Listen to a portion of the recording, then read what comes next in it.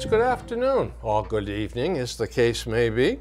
Welcome to another edition of the Bill Crane Report with Duane Weiss. Hello, everybody. I have got a show today that is going to bring new meaning to the word potpourri. We got a little bit of everything. I can say it, but I can't spell it. We got a little bit of everything here.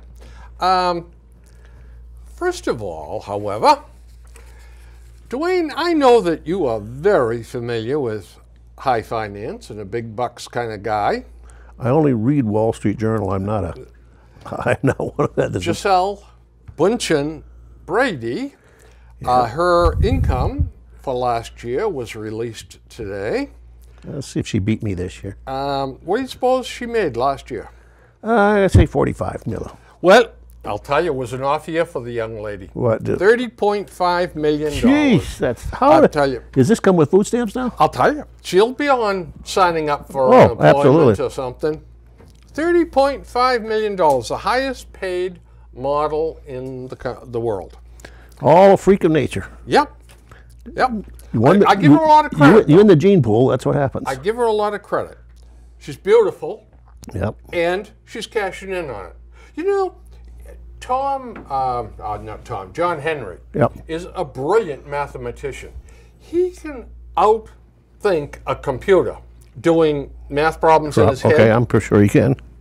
He's got a talent. So he became a hedge fund manager. Mm-hmm.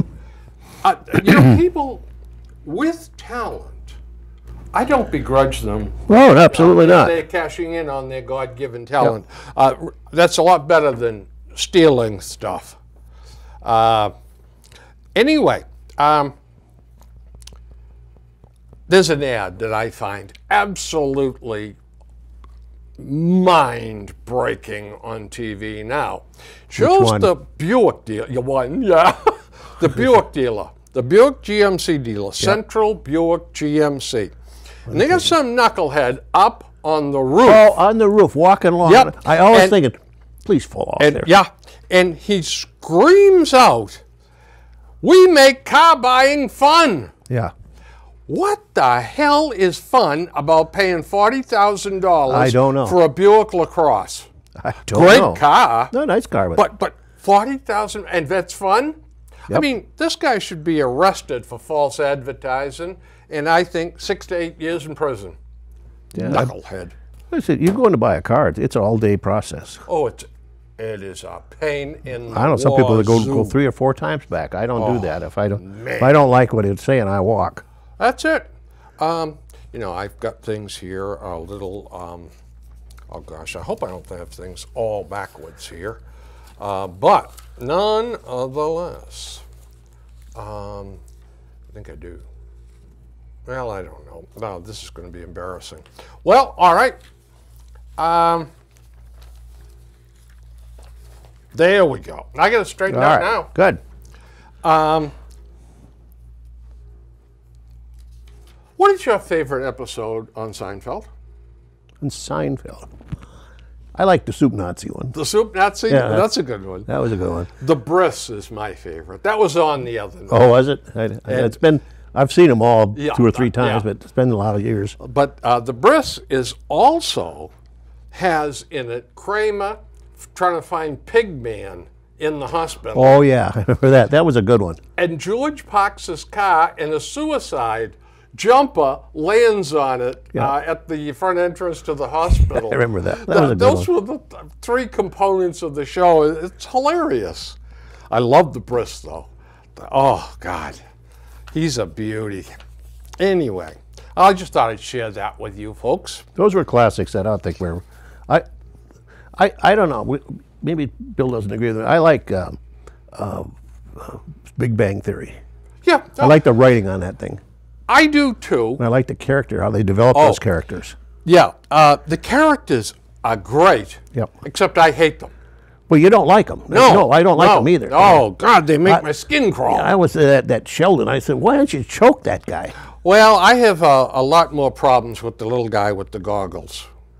Leonard? Leonard. Oh, I'd like to kill him. Me too. I just.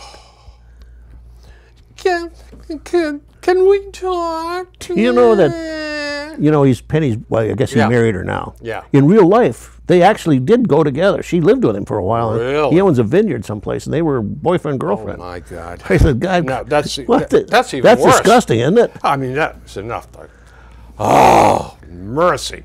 Hell, hope for you and I, Bill. Yeah, I'm telling you, he's hoping. Now, I want to start off with the most important, there's some very, very important stories, and I kind of got them all lined up here. Okay. In measure of importance, starting off with the most important one of all, and I've managed to misfile it. What is it? Well, it's the outrage going on out in Hadley over the Muslims wanting to buy the cemetery. The cemetery, yeah. This is now the U.S. is going to probe the dispute on the cemetery. Yep. Now, for you folks that haven't been following this, there is a 55-acre farm that's abandoned in South Hadley, Mass. Yep. Now, the owner has put a price of $300,000 on it. By cost, the on this side of the state, that's a buy and a half. Oh, yeah. I mean, that many acres. Look, $300,000 in Norfolk? Yeah. We waste that on a Wednesday night here Yep. in this town. The way we spend money, it's absolutely ridiculous how we waste money in this town. But $300, I mean, we could buy that out of petty cash here, for heaven's sakes. Mm-hmm. So the Muslims want to buy that particular piece of property and make a Muslim cemetery. Yes, I do. Now, on the face of it, I know where you're going. this, I think I had the same reaction that you're going to. Okay. Then I shall explain to you what I did. Okay. This morning, I went down to the Norfolk Cemetery. Okay. And on Seekonk Street, as you look back towards the cemetery, you get the old part on the left, you got the new part on the front. Right. So I paced off the length and the width of the new part. Okay. Okay? And it comes up, after multiplying it out and everything, it comes up to roughly 30,000 square feet. Now you got to remember, I'm going by my footsteps being 3 feet. Okay, 1 yard. It's a rough pace. Yeah. Yeah. So I come up with 30,000 square feet. An acre is 43,560 square feet. Okay? And standing and looking at that, I said to myself, Wilbur, you just about nailed this. That is 2/3 of an acre right there. Well, of course it is. So now I paced it off. There's 19 rows. Now, some of the rows haven't been started yet. They're up towards the front. But there will be either 19 or 20 rows. I said, nope, I'll go with the low number, 19. There's going to be 19 rows.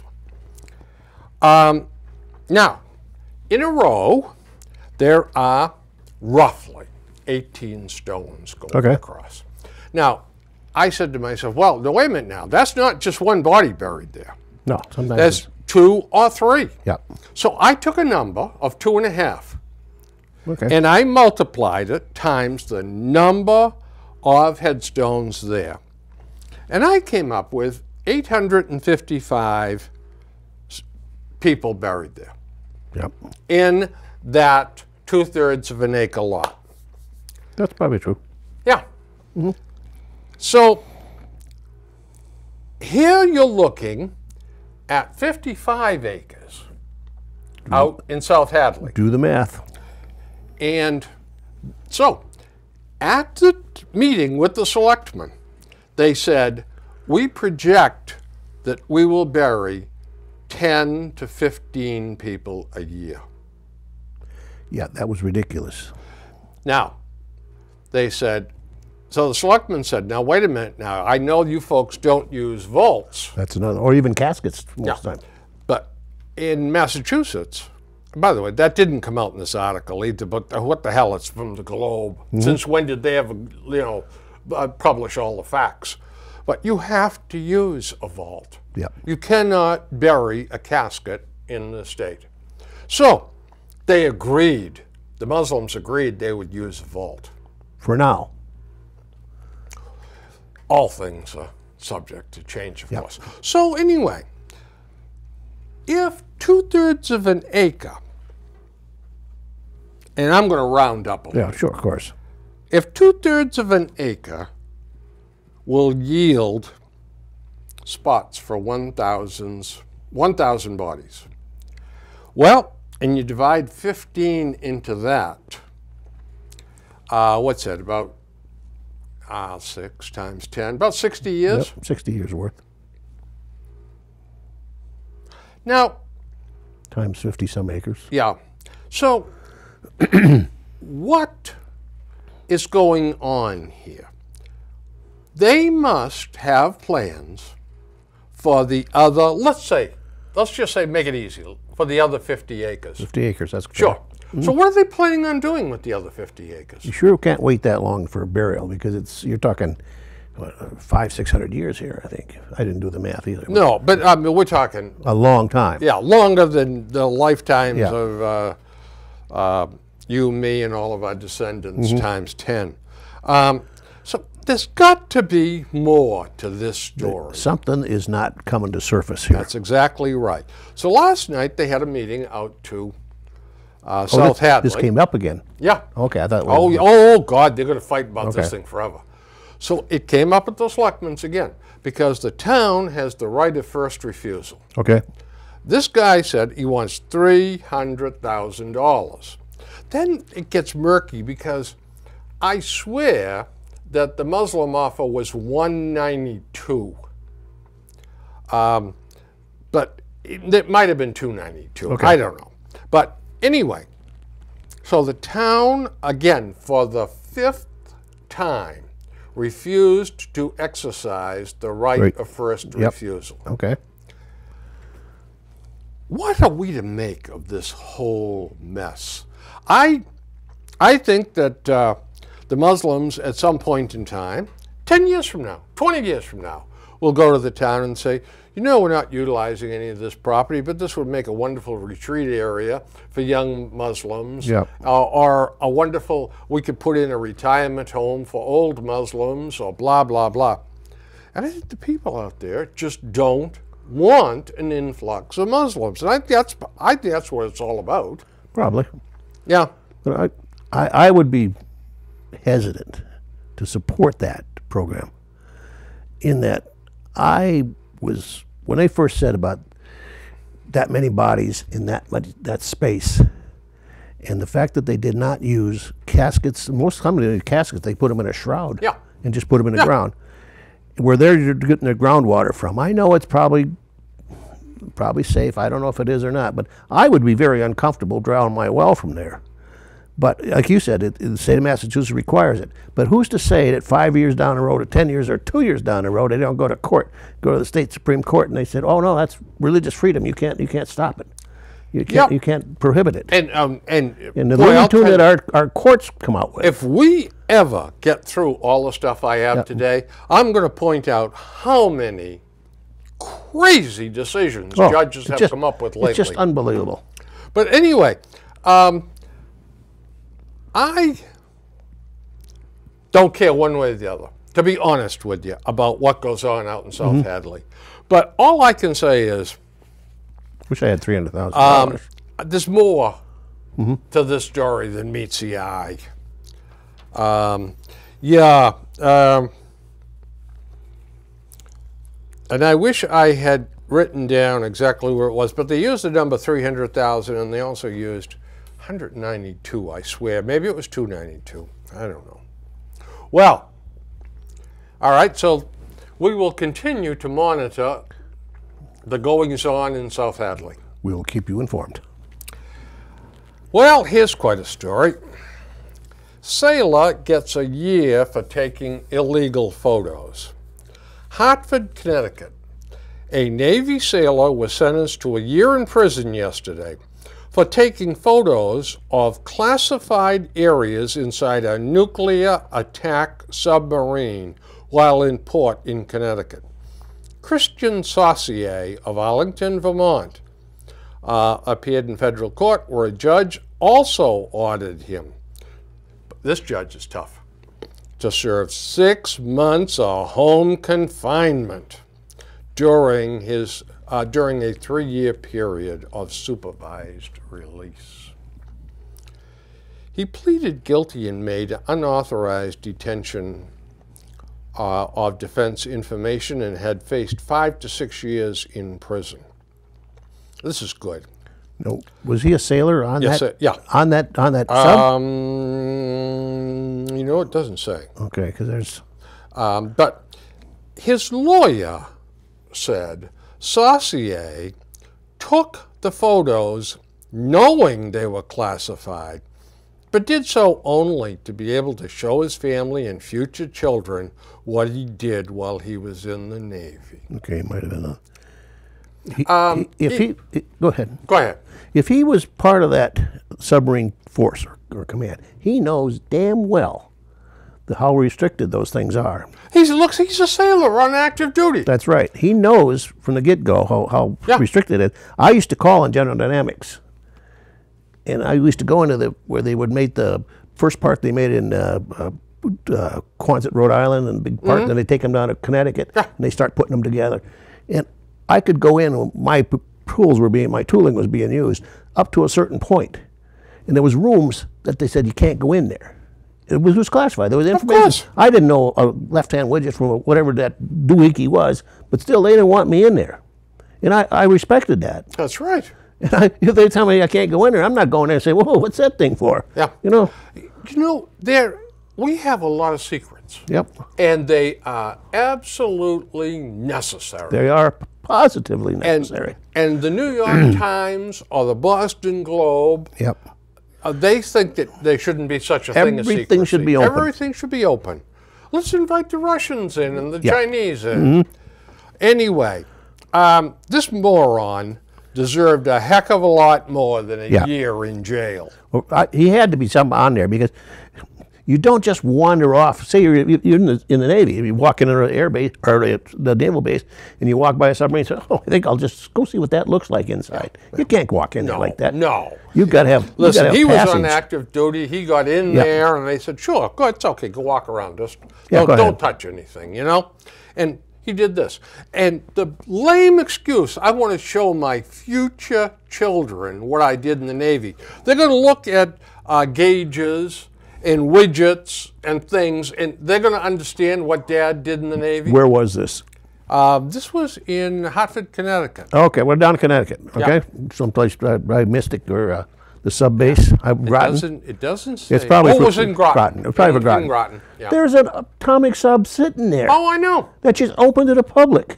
You want to tell your kids what you do? Go in and you can take all the pictures you want of that one. Yeah, it's a decommissioned one. Yeah. This guy is. There's more to this story. Well, I got some bad news for you folks. If you're fans of the old Bob Newhart show, when Bob was a psychiatrist and used to have all the whack jobs come in and visit him, if you remember, Mr. Carlin used to come in. Yes, he did. And he was quite a guy. Well, he was Jack Riley, and he passed away at the age of 80 here recently. He played a great part. That was a good show. We lost another good actor this yesterday, I think, was Gene Wilder. Wilder. Oh, yeah. He was a funny man. By the way, something that appears in print a lot from the 20s and the 30s, an exclamation, "Bosh and nonsense."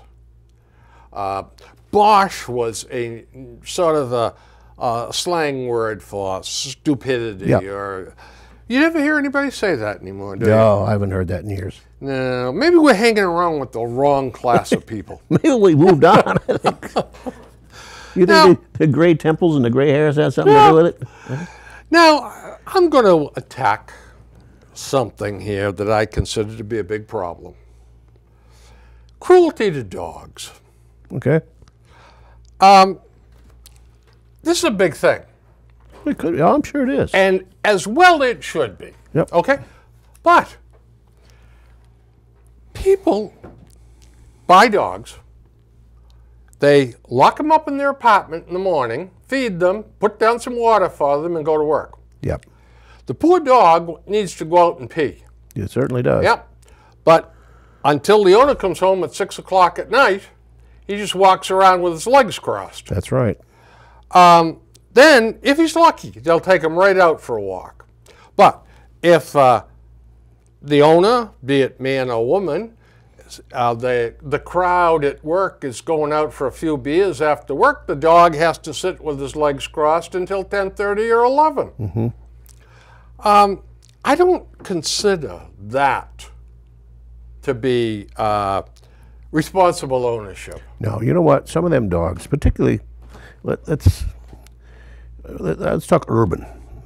People that live in apartments downtown in Boston and downtown big cities. A lot of these dogs are bought and kept for social reasons. Oh, yeah. The dog is not really, they want what's in. The dog it's a popular breed. They take it out. People make a fuss over it. They come. They're not really concerned about the dog. They're concerned about their own status on that dog. Exactly. And not only that, but if they have a cute dog, the gals are going to say, "Oh, what a cute dog," and he'll try to put the moves on the girl. Yep. You're right. It is a social thing, phenomena. American Airlines is retiring 80 MD-80 aircraft. I know I flew on a ton of them, and they used to be called DC-9s. And then they were called Boeing 717s. Yes, I have a flight coming up in a couple of weeks on one of them Deltas. Oh, really? Yeah, but Delta's not retired them yet. That's exactly right, yeah. But American Airlines has sent them all packing to New Mexico. Yeah, okay. So. They were, on the average, 28 years old. Yeah, because... and I'll tell you what, very quiet, very smooth riding, and excellent safety record. Yeah. The other night, Monica was booking tickets, and she's in the other room on the computer. She says, "Where do you want to sit?" I said, "What kind of aircraft?" "I don't know." I went and looked at it. I said, "Oh, 3 on one side, 2 on the other. It's an MD-80. Yep, get the 2. Yep, yeah. Well, they were already gone. Oh, of course. Luck of the draw. No, I said, "Listen, at least it's not what Embraer, them little things where you." Yeah.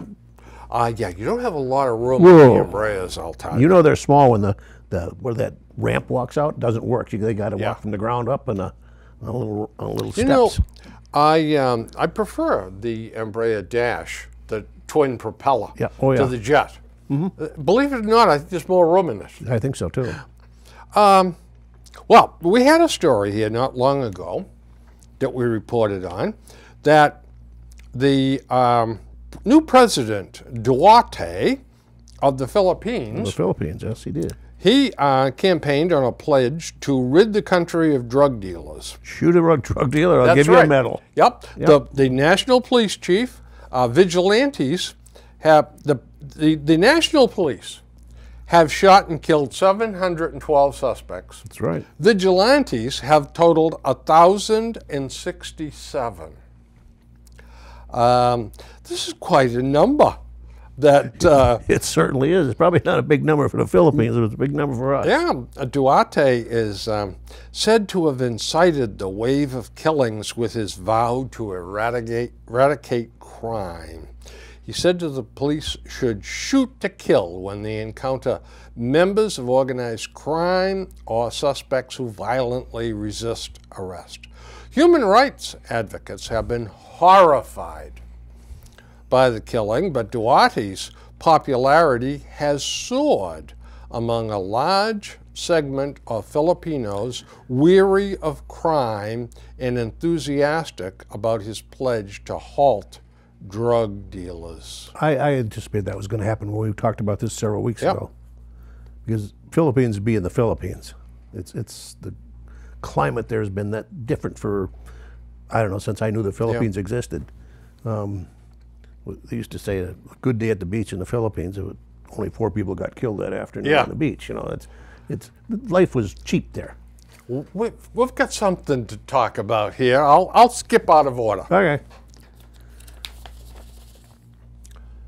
Two brothers on parole killed Duane Wade's cousin, Chicago police Weren't say. they a couple of buttes? Well, now, I think we may be jumping to conclusions here.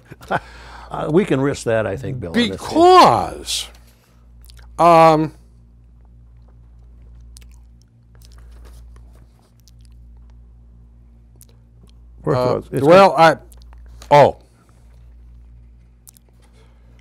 I'll find it here in a minute. But basically, the lawyer says, well, they didn't mean it to kill this woman. They were trying to get the guy, kill the guy on the other side of her. Yeah. Well, doesn't that just explain it all? Makes it okay. Why don't they just let these guys go? First of all, these two should have never been on the street. Well, that's with the record that they're packing. Right. But again, it's some Looney Tune judge someplace. Duane Sarles Jr. and his younger brother, Darren Sarles. Now they each face charges of first-degree murder and attempted first-degree murder. Police investigators said the men did not mean to shoot Miss Aldridge, but were instead trying to shoot a driver who had traveled with women to Chicago's south side from the suburbs. I don't know what that's all about. Stupid rationale. But anyway, the weekend before last in Chicago. Oh, I know where you're going with that one too. I got 52 people shot and 10 killed. Yep. In July alone, there were 65 deaths, shooting deaths. Yep. And there has been a total of 441 killed up to August 21st. Now, that weekend, that what you said, 8 killed, was the same time that 10 killed. 10 killed, where one got killed by a police officer. I think it was it Milwaukee? Yeah. And there's an article in today's Wall Street Journal, or editorial, exactly on that. Where were the protesters in Chicago? Mm-hmm. All 8 or 10 of them was black on black. They were all black victims, and they were all black perpetrators. So where's Black Lives Matter? Where are those people? Is what the article was about. Do you know where they are? They had a 5-hour meeting with President Obama. Oh, yeah. And you know what Obama said? Let's not have any problems before the election. Oh, we don't need any bad publicity, and you haven't seen one demonstration since. No, you're right. Yeah. Good point. And the Chicago superintendent, Eddie Johnson, said, I'm frustrated. You should be frustrated. I heard him. All Chicagoans should be frustrated. In trying to tamp down violent crime, Superintendent Johnson has repeatedly urged stiffer sentences for certain violent criminals. Illinois prison records show both Sarles brothers are convicted felons who had been released early on parole. Duane was sentenced to 6 years on gun and stolen property charges in 2013, but was placed on parole in February. So he did 3 years. 3 years. Well, Darren Sarles was sentenced to 6 years in 2002 for having a stolen car. I'm sure there's other charges too, but had been paroled on August 12th, 2 weeks before the shooting of Mrs. Aldridge. This reprehensible act of violence is an example of why we need to change the way we treat habitual offenders in the city of Chicago, Superintendent Johnson said. When will enough be enough? That's what he said too. Enough is enough. Chicago. Now, let me put on my thinking cap here. Isn't that where President Obama is from? Yes, it is. It's his backyard. And isn't he releasing criminals out of the prison system? Yes, he is. So he hasn't learned anything from what goes on in Chicago? Are you kidding me? Oh, jingoes whiz. Now I'm totally confused. Oh, here's something. The Cook County Sheriff's Office said both Sarles brothers were being jailed Sunday evening with no bail. Wow. Got them locked up, huh? Yeah, they got them all right. One last note, too, on Johnson. He said, they don't care who they shoot, and they don't fear the consequences, That's what he said. I heard him say noting, that. As he has in the past, about 1,400 people are driving 85% of the city's gun violence. Yep. You know, it's the same thing with the drugs. Absolutely. You move in, you arrest them, you incarcerate them, and that's it. One more drug dealer off the street. One more shooter off the street. I mean, how difficult is this? Well, we got to start with the judicial. We got to start with these oh, let me tell you. Looney Tune judges that keep letting them go. That's it. That's it exactly. You know, catch and releases for trout fishing, not criminals. Okay. The trooper, the state trooper, the New Hampshire trooper that was pounding the heck out of the guy they chased. Yep. He's pleading guilty. Yeah, I saw that. Yep. And he said, listen to this. I apologize to the citizens of New Hampshire for my conduct. So for that, he is not going to do any prison time. Okay. Yeah. Monaco, that's his name. And by the way, the judge, as part of the plea deal, the judge said he was very reluctant to do this. This guy belonged in jail. Yeah. But he did it. Monaco and his lawyer, Eric Wilson, said in court he realized right away he had done something that fell far outside the bounds of his duties. So did every viewer on TV. Now here comes the punchline. Okay. You ready for this? Yep. Wilson said Monaco was upset because Simone had rammed his cruiser and endangered civilians. You can say that just about any criminal case. Rammed his cruiser, so he was upset.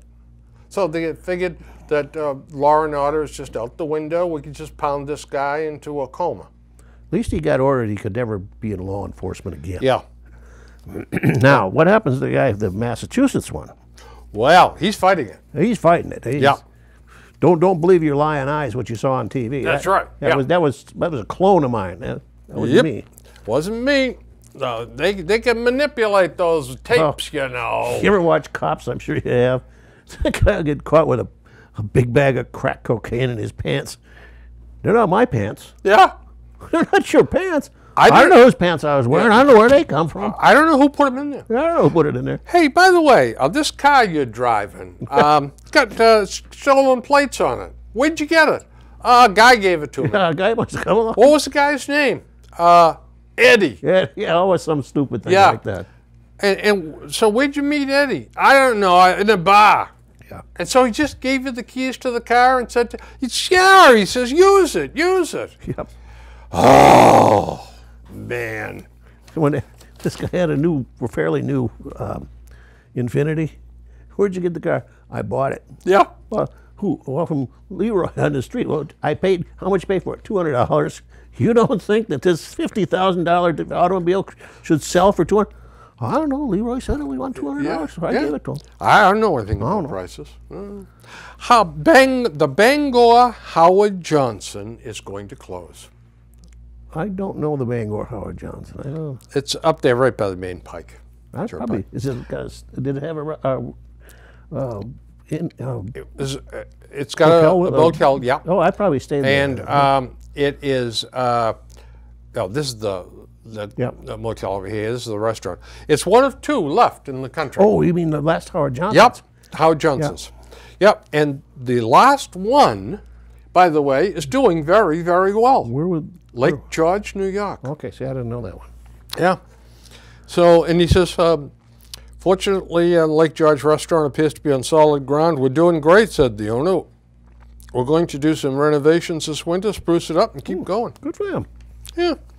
There was at one time over 800 Howard Johnsons, and now we have whittled our way down to one. They had a good idea, though. There was 28 flavors of ice cream. Yeah, and the thing that travelers knew what they were getting when they stopped there. That's exactly. Everyone had the same quality of the same food. Same bloody menu. Yep, same thing. Yep. occasionally, I think sometimes some stories get a little too much press. Some do, yeah, sure do. For the life of me, and I don't know how they pick and choose, but this one, the Skipjack restaurant up at Patriot Place had an autographed football stolen from behind the bar. The helmet. Here's the guy, yeah. The helmet. Helmet, yeah. You're right, not a football helmet. And you would think that the Holy Grail was stolen. Know. Good Lord. It was on television and everything. And this guy brings it back. And he said I also skipped out on the tab. He came back and gave them $50 and the helmet back. And from what I can figure, he was treated like a hero. What a wonderful thing he did. What a great guy. Oh, well, when he realized he couldn't sell it. Of course, it was so hot then. Yeah. Well, here's another big story. Women in New Hampshire hold a topless rally. Yep. They went to the beach, Hampton Beach, and stripped right down and walked around naked, bare naked. That wouldn't happen in Norfolk, would it?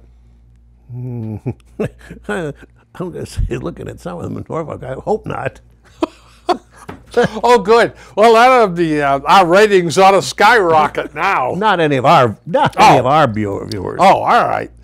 Well, actually, I was thinking because we didn't have a beach, that's probably why it wouldn't happen. It never happened here. There was a couple of years ago.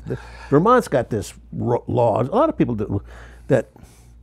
It's not illegal to take your tops off for men, and it's not illegal to take your tops off for women, but they just don't do it. Yeah. One of the towns up in Vermont, one of them little leafy, artsy towns. Yeah. The women were going during the day, and the common and taking their top off. Well, they were asking up and down, interviewing the shop owners and stuff. What do you think of that? He says, we love it. He says, we never had so many people coming into town we do now. Again, I wonder how many trees had to die for this story. I mean, for heaven's sakes, so what? That's right. Good Lord. Well, here's another good one. I love this one. This is infuriating. New York City taxi drivers will no longer have to pass an English test. Oh, I saw that. Under new rules designed to make it easier for immigrants to get behind the wheel of a yellow cab. I was surprised they had to take a test now. Have you been in a New York cab lately? No. Unless you speak something from Pakistan or something. 12 years, yeah. They don't understand where you want to go. No. So why is this? Does this help the safety? Does it lower rates? They get lost. They don't understand. They have no idea where you want to go. I don't understand for the life of me. English is the language of the land. Why do we make it easier for people to hold on to their foreign tongue when it does nothing but hold them back? That's exactly right. You can't argue with that. Well, so you hear that, folks? You can't argue with me. You cannot argue with that. I'm always right. Well, sometimes. Most of the time. Once in a while. Pair of United pilots arrested for intoxication before flight in Scotland. One of them's 45 and one is 35. They're being arraigned. Now, I saw a different article. These weren't 2 beers. Oh, no. One tested at what, 2.4 or 2.7? It was 3 or 4 times. I mean, he had to have been stumbling, stinking drunk. And this comes on the heels of 2 Canadian pilots. They were arrested a month before at Glasgow and charged with trying to fly while intoxicated. And this morning on WBZ News, they arrested 2 more. Yeah. And it's not like they don't know this. There's a law. It used to be called 24 hours from bottle to throttle. And you couldn't have any kind of alcohol in your system 24 hours before you're scheduled to fly. I know we were at a cookout one time years ago, And the guy said, you know, there was beers and stuff there. He says, oh, no. He says, I can't. I got to fly tomorrow at 10. He said, I don't even dare have one beer this afternoon. You know, right. It really wouldn't make any difference technically. But he says, oh, no, it'd violate that bottle to throttle law. Yeah. I don't know why they don't have the machine and make the would-be pilots blow into it before they can get into the cockpit. They're going to have to now. This stuff keeps going on. I mean, this is ridiculous. And this, by the way, is absolutely criminal. Yeah. This is not a misdemeanor. This isn't just a couple of good old boys having a couple of snaps. Yeah. They are endangering the lives of hundreds of people. They should be imprisoned for this. Governor Baker to include Canada in opioid crisis approach. Brilliant! Why not include Iceland and Latvia too? Better yet, why not try enforcing the law, arresting dealers and putting them in prison? No, you don't. No, I've lost my head again, haven't I? We don't punish people, Bill. I've lost it, obviously. Well, I'll tell you what. Governor Baker can shake hands with everybody he wants to, but he is a one-termer. I think that's what you keep saying. I think you're probably right. Yep. Now, speaking of stupid people, the mayor of Somerville, oh my God, Curtis Tony, now he's even dumber than Boston's He's mayor. dumber than a bag of rocks. Yeah. Oh yeah. So he's dropped all 4 legal challenges now to the Wynn Boston Harbor casino. Now, one of the things, and I only saw it in print once, it was really great because they've withdrew it. But Curtis Tony said, basically, and I'm paraphrasing, when we talk about traffic and its impact here in this neighborhood, Mr. Wynn will have a seat at the table too. And we'll all work together. That doesn't mean Wynn will spend 1 penny. No. I mean, this guy was, you know, go ahead, Bill. I'll tell you what. I was just going to say, this guy, so stupid and has cost Somerville so much money. That's a good point. That's legal. Exactly right. I mean, he's talked about the city has spent approximately $400,000 in casino-related legal costs. I also read it was probably 3 times that much. Sure. $1 million too. But here's the big thing, though. If you delay it a year, that means that the first taxes roll in a year downstream. Yep. So we are getting, I don't know what we're going to get for taxes, a couple of $100 million from this casino. Yeah, so that means that the state doesn't get it for another year because this picklehead. Well, you know why? I know.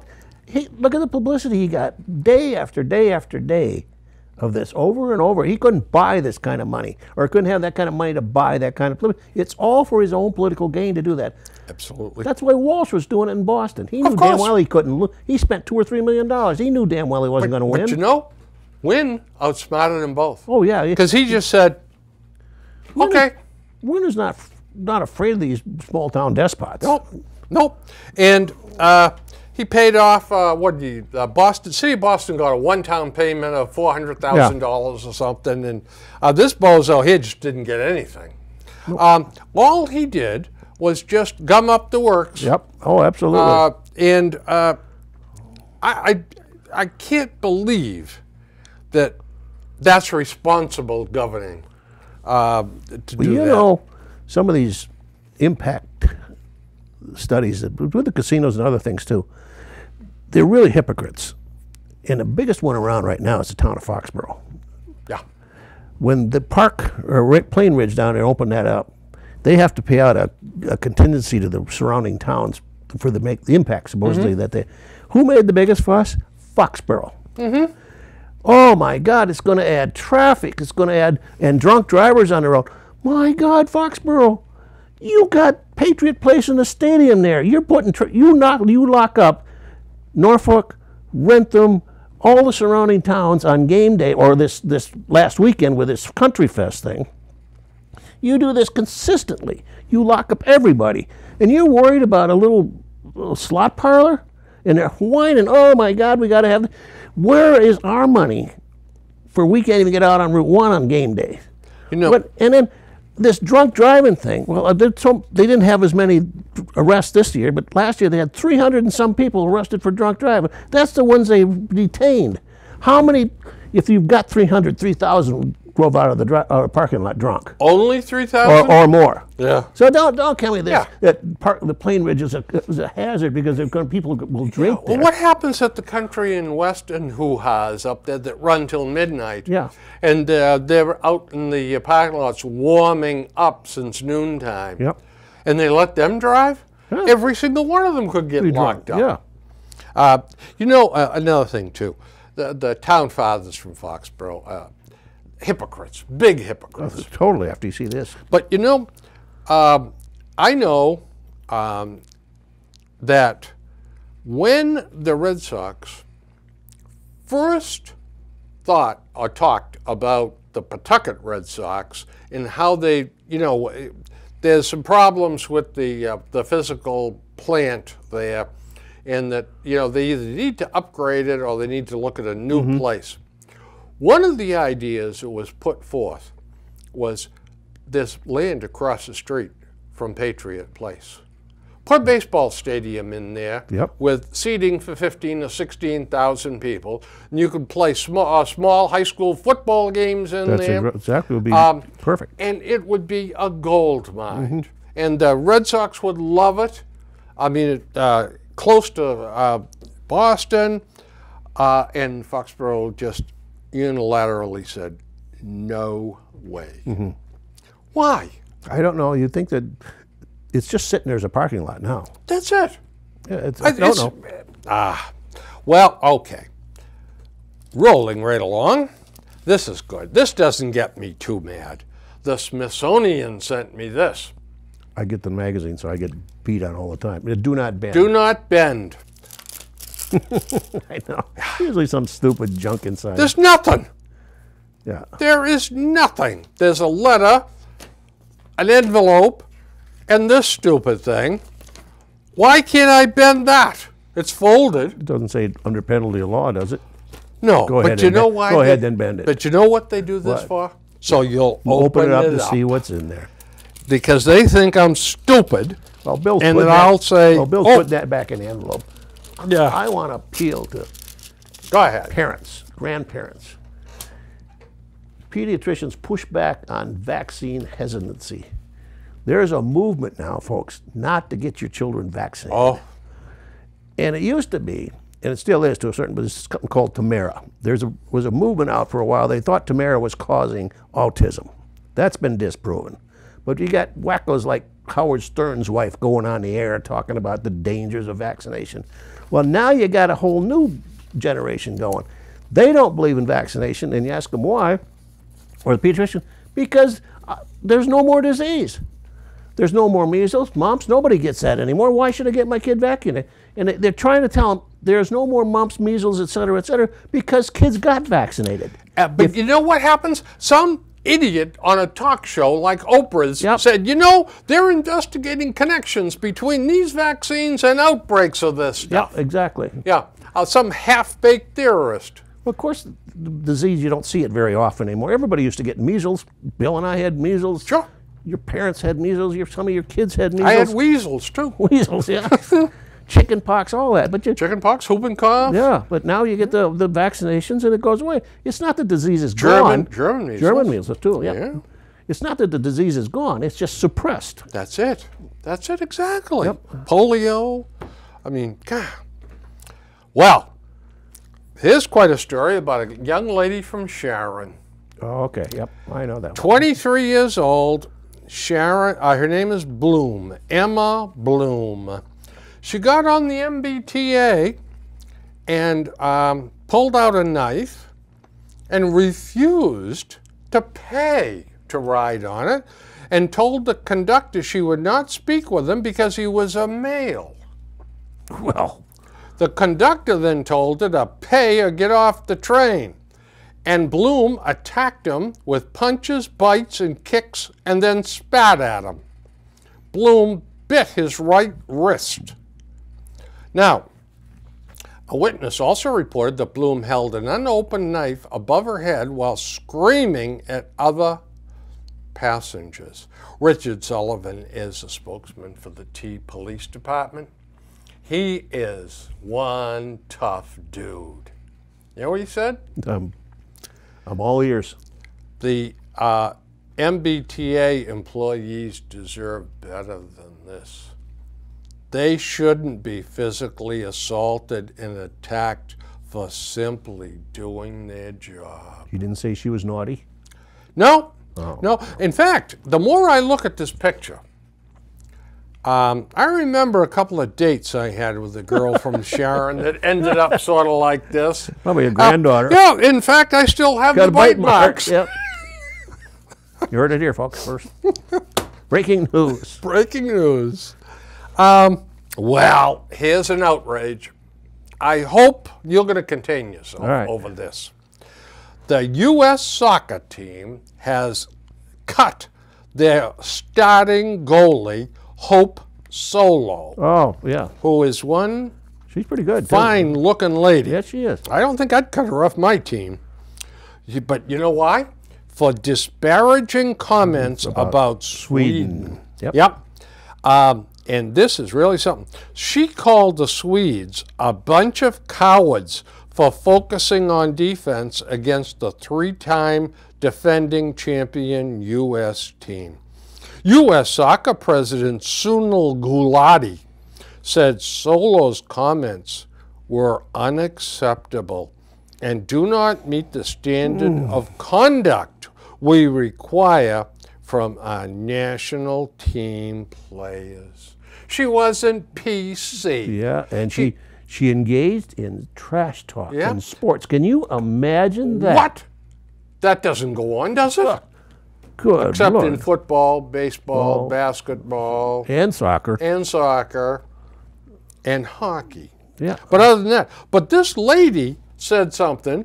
They acted like a bunch of cowards, for heaven's sakes. They just played defense. Plus, she's hot looking. I don't think she should be. Well, anyway, she can play on my team. Well, here's Lowell's Citizen of the Year.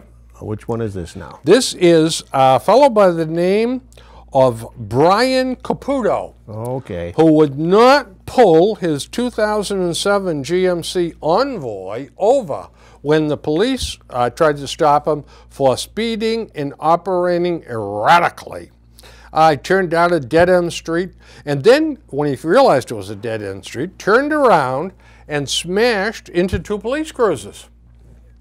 Outstanding citizen. When they got him into the station and checked him out, they charged him with operating a motor vehicle while under the influence of alcohol, 6th offense. Failure to stop for police, breaking and entering, and resisting arrest. Oh, I left out the part too, where he had backed the Envoy into the window of, I think it was a convenience store or a package store, and broke in there. And was it his fault, Bill? No, you can take a look at that smiling face and realize that this is a decent individual, not angry at all, and he was very thirsty, ordered a bottle of water, and somebody put vodka in it instead of water. It wasn't his fault. Was it the same guy that suspended the goalie? Some guy. Well, he deserves. Now, getting old is a challenge. Yep. But here's a trend I don't really care for. Birmingham, Alabama, police have identified and arrested a suspect who poured gasoline over an 85-year-old man and then lit him on fire and killed him. That's crazy. I certainly hope this isn't going to be a trend that catches on. I don't think so. These guys are, the perpetrators of the thing are just absolute Looney Tunes. I know that's not PC, folks, but I'm sorry. Brockton man guilty of assault. A Brockton man was convicted Thursday of brutally attacking a woman in her kitchen stabbing her, stealing her debit card before locking her door as he left her bleeding. The jury found him guilty of intent to rob a victim over 60 years or older, assault and battery on an elder, causing bodily injury, armed robbery, assault and battery with a dangerous weapon, and they say that Weiss, and you may find this hard to believe, but he also is facing a habitual offender proceeding. That's hard to believe. Yeah, he is a... if he's convicted, he'll get a mandatory life sentence. He went to the woman's home, whose sons were his former classmates, and when she turned around, he put a chokehold on her, put a gun in her back, demanded money, and then beat her and cut her throat. That guy should never see the light of day. Yeah, but he's out. Yeah. Habitual offender. What, we got one? We're coming up on one. Okay. See if I got one left. Oh, here's a nice story. This is a quick one. This lady was driving and hit 3 people, ran over them. And, oh, yes, the lady with the white Mercedes. Yeah, and she was, it was a rental car.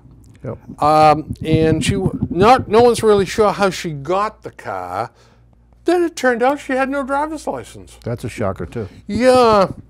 But her lawyer said, I think she is very remorseful. She is now. This was a terrible accident. And she didn't kill anybody, but she hurt. Yeah. The district attorney asked for a $30,000 bail, but Judge Lisa Grant imposed a $5,000 bail. Yep. She is really going to be resentful when the civil suits start coming in. Yeah, it's terrible. We've got a few more of these, but next time we can. Has left us. I did better than I thought I was going to do. We got to talk about. By the way, the lobster next time. Oh, yeah. We can't leave that one out. Nope. North Korea missile test hits new distance for a submarine launch. Is dangerous despots. Is a preemptive strike in order? I don't know, but I never believed in preemptive. But some of these Looney Tunes, I think it's the only thing you're going to have to do. I tell you, I don't know what the devil else to do. Yeah. But of course, our president wouldn't want to do this. No, never. Well, folks, we just got the high sign that it's time to wind it up. So thank you so much for tuning in. Good seeing all of you again. We will put together another dandy show for you next time. Yeah, we got a lot of stuff left. A lot of stuff left. And wish you the tiny bit of summer that we have left be very enjoyable, and we'll catch you next time. Take care. Good night.